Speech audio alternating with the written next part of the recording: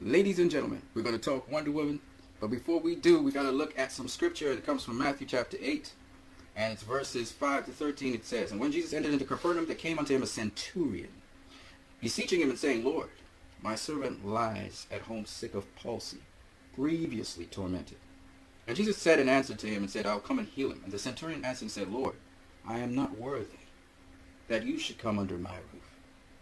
But speak the word only, and my servant shall be healed. For I am a man under authority, and I say to my soldiers under me, I say to one man, go, and he goes. One man, come, and he comes. I say to my servant, do this, and he does it. When Jesus heard this, he marveled. And he said to them that followed him, Truly I say unto you, I have not found such faith, no, not in Israel. And I say to you that many shall come from the east and west, and shall sit down with Abraham and Isaac and Jacob in the kingdom of heaven. But the children of the kingdom, they shall be cast out into outer darkness. And there shall be weeping and gnashing of teeth. And Jesus said to the centurion, Go your way. As you have believed, so be it done unto you. And his servant was healed the very same hour."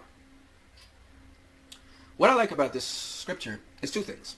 One, the most unlikely of people believed that Jesus could do it, and not just do it in presence, but in spirit. Meaning he didn't have to be there for it to happen.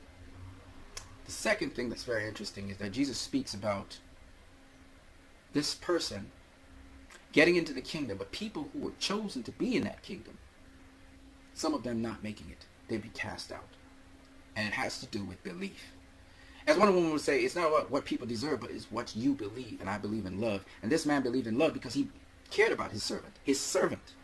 And because he cared about his servant, he believed that Jesus could heal him.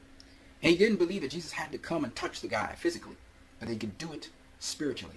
That's why I said you got to believe in spiritual things. If you don't, how can you say you believe in love, but yet at the same time you don't believe in spiritual things? That makes no sense. It doesn't. So even religious folk, man, people who say they're Christians or whatever religion they are, even these people didn't have as much faith as this guy, this outsider, this so-called not religious person. He had more faith than them. He believed more than they did. And that's a cool thing about not judging people. So what I would say is, if you believe in love, then show it. And most importantly, love is a thing where, well, I believe in Jesus, clearly. But love is a thing that makes a difference. You can tell when somebody loves because it is shown. And this centurion loved so much that it was shown to his servant. He cared about his servant that much. That's why his servant got healed. That's why Jesus said, I'm going to go help you. This centurion wasn't trying to help himself. And that's really counterintuitive because you think this centurion is a Roman, right? Enemies of the Jews kind of like, but he worked along with the Jews. They were the conquerors of the Jews. Last set of people you would think, because they believe in all these pantheon of gods and all these things. Here this guy comes, and he believes in Jesus. So I'm just saying, if you believe in love, man, you can come together with all kinds of strange people, man. And it's all good. Don't judge anybody. Just let love work. Alright, so we get into this. Entertainment Weekly, man. Put this out. We've seen this picture before. This is the Amazons, and they're defending their turf. And believe you me, they're not trying to take prisoners. They're not trying to just win a battle. Nope. They coming to kill the invaders. Alright? They're coming to kill. Alright? That's what it is. And for people who say, because the Amazons, they were created to love, to teach mankind love. Let me just tell you something. It don't mean because you say you love people that you won't kill people, okay? That's a misnomer. By the way, this woman that's riding side by side with Antiope, a.k.a. Robin Wright's character, that's the woman I think you saw in the trailer. And y'all thought was a man. It's really this lady. So it was a woman, okay? So please, don't feel a how about it. She just was gritting her teeth, and that's why her face looked like that. Here's one of the other Amazons. This is Brooke Ince. She's a CrossFit trainer. And she's a CrossFit athlete, sorry, not trainer, athlete. As you can see here, she's very, very strong. And that's what I love about these women that play roles in Wonder Woman. Here she is here. Very pretty woman. But she's married, so don't even try. Right? There she is. She's not really big and bulky as people thought. She is muscular. But she's actually pretty slim and pretty trim as a person.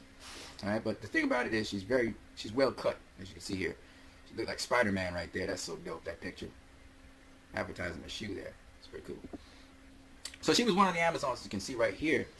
Big, strong Amazon, man. She got real muscles, man. Look at that. She got bigger muscles than all these women here except for this lady here. She taller than everybody, make them all look like dwarfs right there. She's probably about 5'10", something like that. Brookins, she's about 5'7", 5'6", I think. Now this is cool because this lady here, she was in Man of Steel. She was one of the Kryptonian soldiers. You saw Man of Steel when Lois Lane was on the Kryptonian ship. She was shooting at her. That's cool. We have a couple models up in there, but this is a CrossFit trainer. This lady's a CrossFit trainer. She's significantly taller than Brookins. This is really cool. This looks like a military woman here, like a real soldier. It's really cool. This woman too, really dope. Here they are in the armies, and I'm just telling you right now, man, them Amazons don't play, okay? I would love to see more scenes of the Amazons in the fight battle because there's a lot we didn't see. We were kind of focused on Antiope, we was focused on Diana, we were focused on Hippolyta, but we weren't really focused on the Amazons themselves. I'd have loved to see more of that fight scene. Maybe they could do it in their DVD cut, maybe. But here is Brookins in action with a taller Amazon. This Amazon looks like she's almost 6 feet tall. There's a very big woman you're looking at on the side here. And she's also an athlete and a model. All right, there you go. Look at them in full force there. You can see they just killed some soldiers. No, they didn't knock out those soldiers. This ain't no Marvel film. They killed them. Okay, folks. That's what happens in war, okay? You can see the action. You can see them, the archers in the background just slaughtering people because they usually mostly use the bow and arrows. And that's really, truly in history. The real Amazons and the Amazons from South America, they used a lot of bow and arrows. They were really excellent archers. All right, but you saw here Antiope taking down these two guys. And she would just hit you once to take you out. Kill you, break the larynx. Broke the larynx of this guy, and then this guy took him out really quickly. She is swift. This is my favorite character, of course, in Wonder Woman. And not because she was just a badass. It's also her caring nature, her reasoning. She was a very reasonable person. You know, it hurt me that she died. Here's another Amazon, very good at the spear. Excellent. See how she throws that spear with perfection. Same lady from Man of Steel. See, these women look like they really are soldiers. This is an equestrian. She's a model, but she also rides horses. That's why she's so good on the horse here. And you can see the battle scenes here. This is so sick. Look at this shit. She's coming through. She's so fast. These soldiers are shooting at somebody here, and she's coming through in the middle, down the middle, about to slaughter somebody with that sword. And again, this is typical of the Amazons. They either ride horses or they rode animals into battle because they weren't as strong as men physically. So they had to use skill and ability. I wanted to just talk to you very quickly about Forbes. Scott Mendelson, today he said that Wonder Woman should top 400 million. He says it made $395,000 on Monday. How he got those figures, I don't know, but he got them. And its new total as of Monday, the end of Monday, was $399,827,000. Okay, so it should cross 400 million today. So I just want to give you that update. Shout out to Scott Mendelson. You popular with me right now, but you still hate on Spider-Man: Homecoming. I don't like that. I don't like how you hated on Spider-Man: Homecoming. You could have at least gone and watched Spider-Man: Homecoming, realize Spider-Man was his own person. That was the whole point of the movie. For him to find himself and to believe in himself. That was it. I had no morals for you to really take home except for believing in yourself, I guess. So, I mean, he shouldn't be mad about that, man. I mean, don't hate on the movie, man, Scott. Don't hate on the movie. It's a good movie. There's Wonder Woman kicking some ass. Oof, this is breathtaking.